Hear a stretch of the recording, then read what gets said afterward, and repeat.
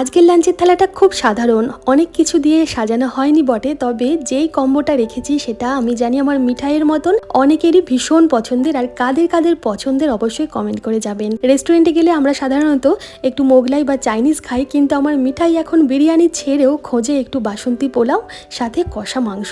কোনো স্পেশাল দিন হলেই ও আমাকে বলবে বাসন্তী পোলাও আর কষা মাংস রান্না করতে।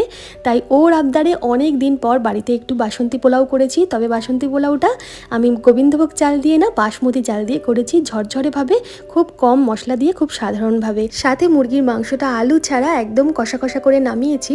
এবার বলি, দুটো রেসিপি আমি শ্যুট করেছি, বড় ভিডিওতে শেয়ার করব বলে। আপনারা বলবেন দুটো রেসিপি কি আপনারা একসাথে দেখতে চান নাকি আলাদা আলাদা করে দেখতে চান, সেইভাবেই এডিট করে আপনাদের সাথে রবিবার শেয়ার করব বাসন্তী পোলাও আর চিকেন কষা রেসিপিটা। আর বাসন্তী পোলাও চিকেন কষার সাথে একটু টক দই, শসা, পেঁয়াজ রেখেছি। কেমন লাগলো লাঞ্চের থালাটা জানাতে ভুলবেন না। ধন্যবাদ।